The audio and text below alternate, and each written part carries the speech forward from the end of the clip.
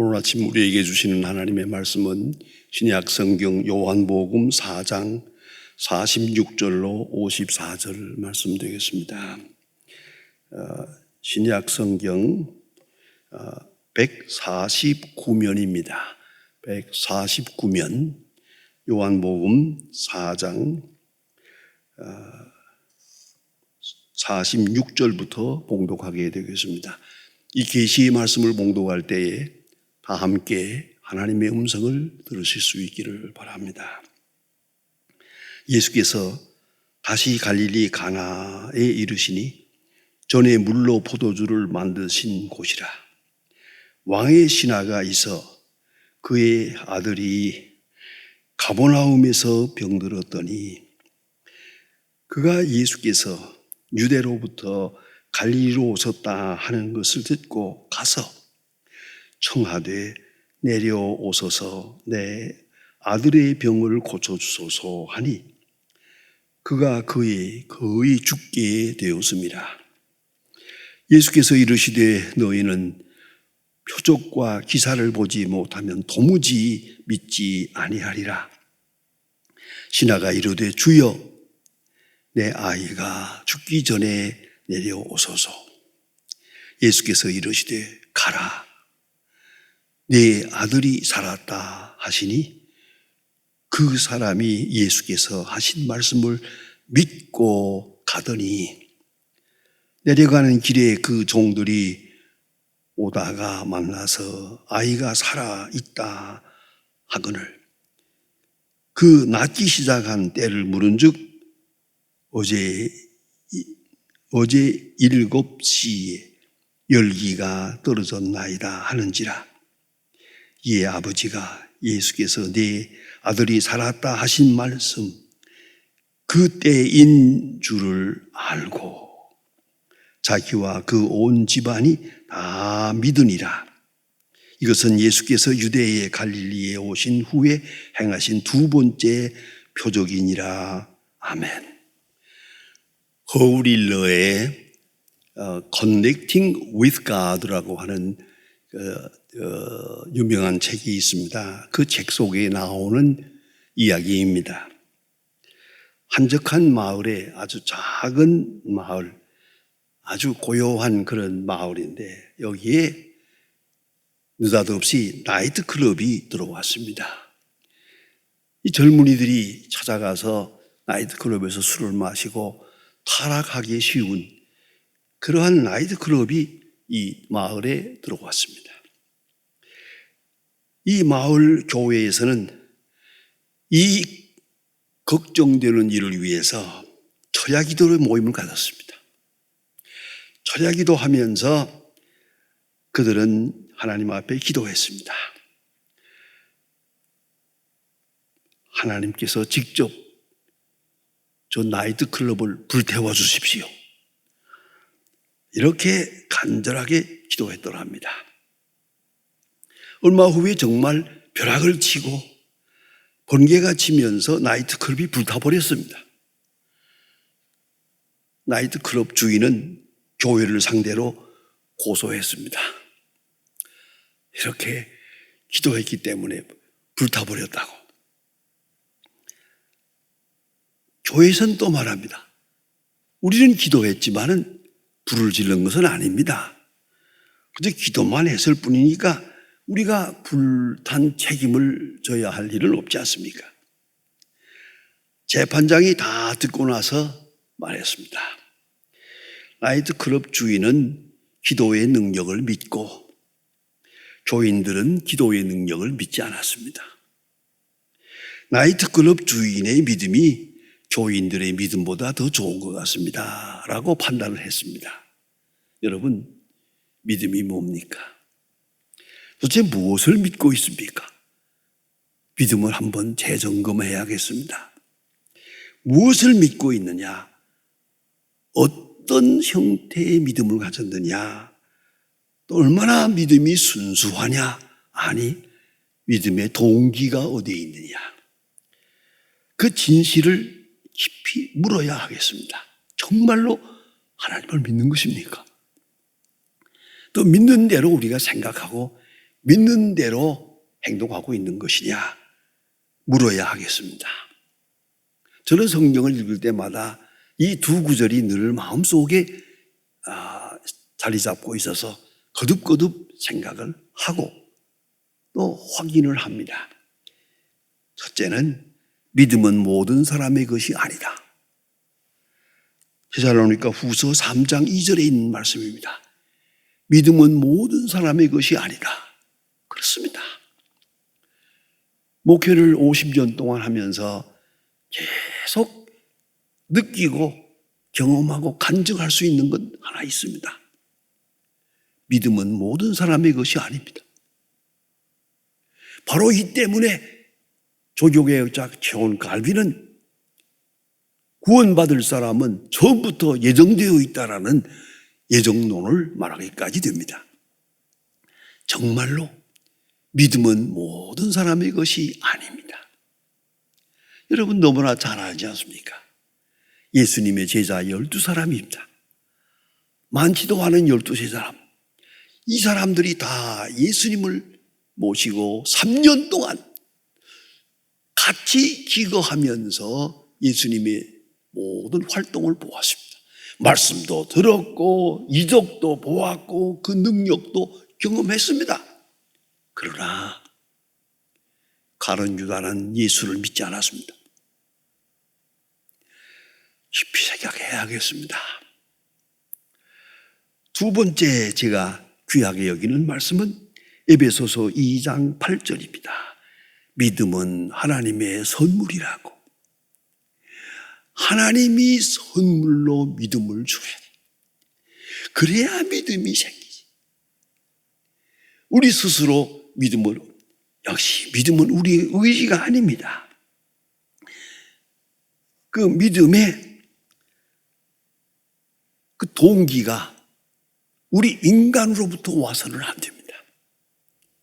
소위 믿음의 동기를 causality of faith라고 합니다.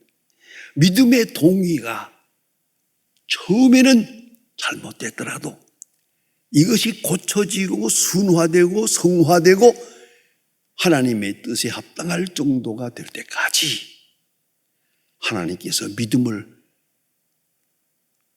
교정하십니다. 수정하십니다. 믿음을 바르게 성화하시는 것을 볼 수 있습니다. 믿음은 하나님의 선물이다. 너무나 귀하게 저는 느끼고 있습니다. 하나님은 객관적 계시로 우리를 구원하십니다. 역사 속에서 말씀하시고 선지자를 통해 말씀하시고 성령을 통해서 성경을 통해서 말씀하시고 모든 사건을 통해서 구체적으로 우리에게 다가오시고 가장 현실적인 것은 설교 말씀을 통해서 하나님은 우리에게 다가오고 말씀하고 계십니다.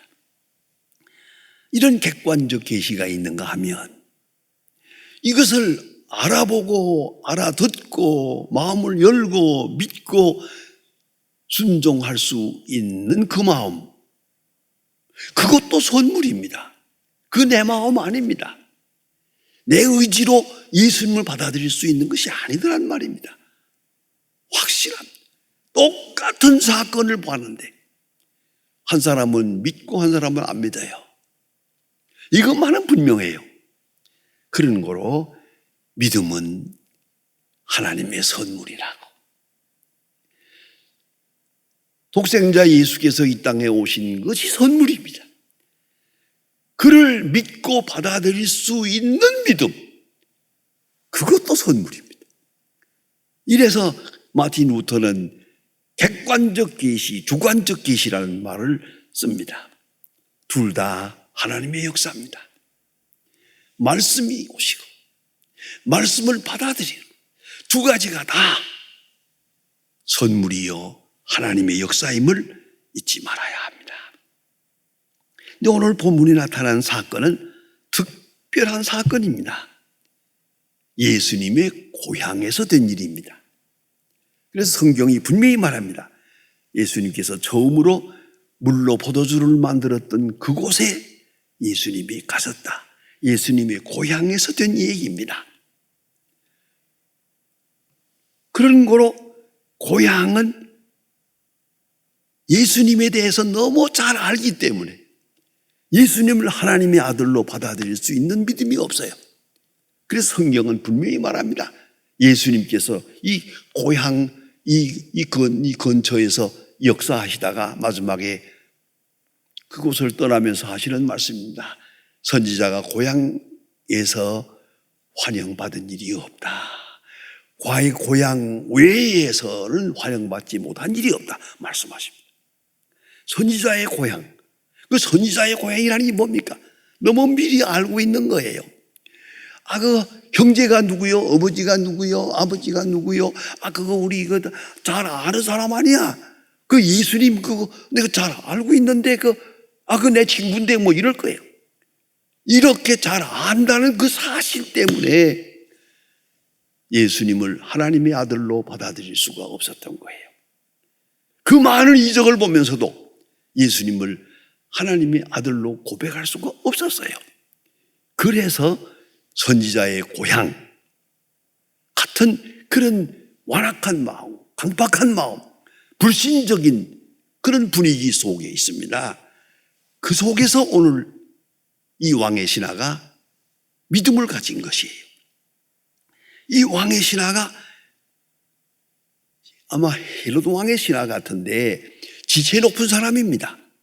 웬만해서는 예수님 앞에 가서 무릎을 꿇을 사람이 아닙니다. 그런데 그럴 수밖에 없었습니다. 6개 나오게 됩니다. 왜요? 아들이 죽게 됐거든요. 아들이 죽어가고 있거든요. 성경은 거듭거듭 말합니다. 아들이 죽게 됐다는 것. 그런데 이 아들이 죽게 된 이 상황 속에서, 이 절박함 속에서 예수님에 대한 소문을 듣습니다. 그런데 이 소문을 예수님 3년 동안 사역하신 다음에 된 그 정도에서 된 일이 아니고 사역을 시작할 때 된 일입니다. 예수님의 이적 능력을 보았다 하더라도 나사로를 살리고 죽은 5,000명을 먹이고 바다 위로 걸어가고 이런 모든 사건이 있은 다음에 된 일이 아닙니다. 이거. 딱 하나, 예수님께서 가나에서 물로 포도주를 만들었다더라. 그런 작은 기적 하나, 그 소문을 들었을 뿐입니다. 이 작은 것, 작은 소문. 여러분, 이 소문은 이건 내 경험은 아닙니다. 다른 사람의 경험이 소문입니다. 나의 경험이 아닙니다. 다른 사람이 경험한 것을 내가 소문으로 듣습니다. 소문을 어떻게 믿느냐 하는 것이 중요합니다. 소문을 잘 정리하고 소문 속에서 오금을 들어야 합니다. 여러분, 꼭 잊지 말아야 합니다.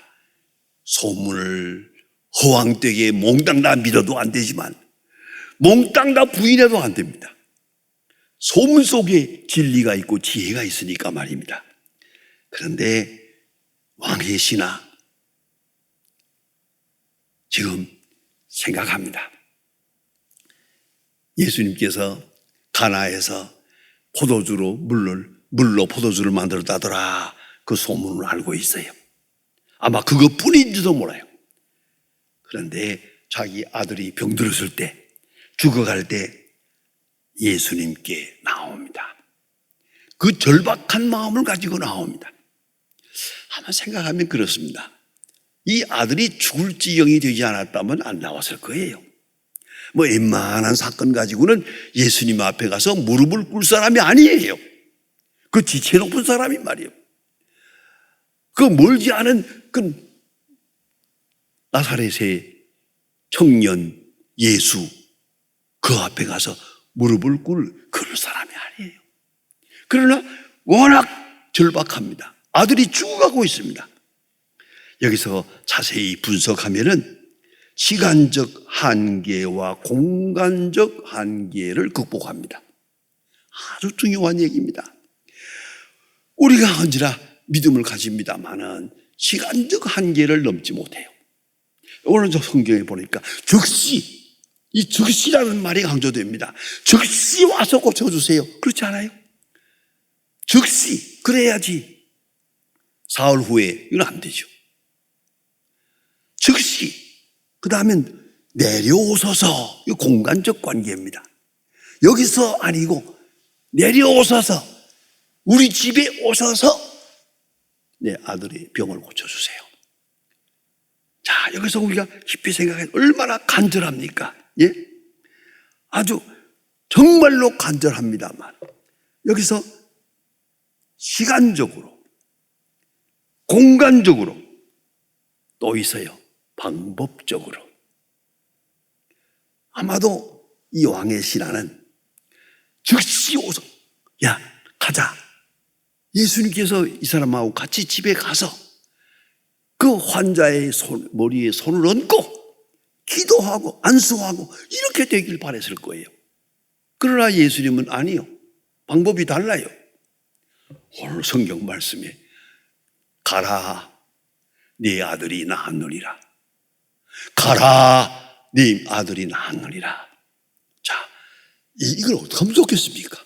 요 순간에 예수님을 모시고 가야 되고 당연히 가야 되고 그래야만 된다는 게 자기 방법이요. 자기 생각인데 예수님 말씀합니다. 가라, 네 아들이 나았느니라. 이것은 시간적으로, 공간적으로, 방법적으로 전혀 다른 차원을 말하고 있는 겁니다. 여러분, 우리가 하나님 앞에 늘 기도할 때에도 좀 우리는 조급해요. 당장 되어줘야지. 왜 이렇게 더딜까? 왜 응답이 더딜까? 또 하나, 공간적으로 이게 내 마음에 안 들어요. 더 중요한 것은 하나님의 방법이 마음에 안 들어요. 오늘은 다 잃어버리는 것 같습니다. 이 과정을 거쳐야 저기 갑니다. 그러나 우리는 그러지 말고 그 위에 즉각적으로 오셔서 내가 바라는 방법대로 응답되기를 바라는 거예요. 그런데 예수님께서 이 왕의 신하에게 말씀합니다. 가라, 네 아들이 나았느니라. 저는 이 말씀을 볼 때마다 생각합니다. 이 왕의 신하 이 자리에서 믿고 가더니 그랬어요. 굉장한 믿음입니다. 여러분, 우리가 하나님 앞에 기도합니다. 가라, 나 응답됐느니라. 갈 수 있어요? 그러면 무슨 표적을 주세요. 이게 우리 인간의 생각이에요. 인간적인 시간, 인간적인 공간, 인간적인 방법. 거기서 행운하지 못하거든요. 때때로 나는 얻기를 바랬는데 잃어버리고, 나는 건강을 바랬는데 병들고, 나는 성공을 바랬는데 실패하고, 이런 사건이 있을 때마다 어찌하여 하나님은 나를 버리시나이까? 모든 것이 끝나는 것 같은 고통을 느껴요. 그런데 오늘 이 사람은 절박한 마음으로 와서요, 즉시 오셔서 내 아들의 병을 고쳐주세요라고 했습니다만은 예수님은 가지도 않았어요. 그리고 말씀하십니다. 가라, 네 아들이 나았느니라. 이 순간에 어쩌해야 됩니까? 여기서 만일에 폭발하면 좀 가자는데 왜 이렇게 말이 많아요? 별로 어려운 일도 아닌데. 왜 예수님은 내 소원을 들어주지 않을런가? 이렇게 나왔다면 이 얘기는 어떻게 되겠습니까? 그러나 오늘 성경은 우리에게 깊은 감동을 줍니다. 믿고 가더니 그랬습니다. 말씀만 믿고 갑니다. 하나님 아브라함에게 말씀합니다. 고향을 떠나라. 떠났습니다. 여러분 아셔야 됩니다. 베드로에게 말씀합니다. 밤새껏 국물을 던져서 못 잡았지만 말씀하시니 국물을 내리이다. 믿고 구원을 내린 거예요. 안 될 줄 알지만은 믿고 순종한. 하나님께서 모세에게 말씀합니다. 가라, 내가 너와 함께 함이니라. 증거를 주세요. 네 손에 있는 것이 뭐냐? 지팽이입니다. 됐다, 그거면 돼. 아니, 지팽이 하나 가지고 날들어 어떡하라니? 아니, 그렇습니까? 인간적으로는 순종할 수 없는 순간입니다. 그러나 이런 믿음의 조상들은 다 가라 할 때 갔습니다. 떠나라 할 때 떠났습니다. 믿고 가더니, 이 한마디가 얼마나 우리에게 충격적인지 모릅니다. 처음에 가졌던 포스트 코잘리티는, 처음의 동기는 예수님께서 오셔서 안수하고 병 고쳐주시는 걸 봅니다. 그러나 예수님의 말씀은 아닙니다. 방법이 다릅니다. 시간도 다릅니다. 공간도 다릅니다. 가라, 네 아들이 나았다. 여기서 생각을 바꿉니다. 그리고 믿고 가더니, 가보았더니 아이는 벌써 나았어요. 어떻게 낳았냐 그러니까 언제부터 열이 떨어졌습니다. 아, 그래. 그때 예수님이 말씀하는 바로 그 시간이다. 알고, 그리고 온 집안이 믿으니라. 확인하고 나서 온 집안이 믿으니라. 마음에 들어요. 믿으면서 자기를 부인합니다. 믿고 순종합니다. 믿고 찬송합니다. 믿고 감사합니다. 내 눈에 보이는 것이 없어도, 아직 내 손에 들어온 게 없어요. 그러나 내 아들이 나았다 하는 말을 믿고 간 이 왕의 아들처럼 말입니다. 이 신하처럼. 이런 믿음, 믿고 가는, 가서 보고 확인하고 하나님을 찬송하는 이 아름다운 장면을 생각해 보세요. 이것이 신앙생활입니다. 때때로 우리는 우리 자신의 고집을 부렸습니다. 내 방법대로 되길 바랬습니다. 그런데 아니에요.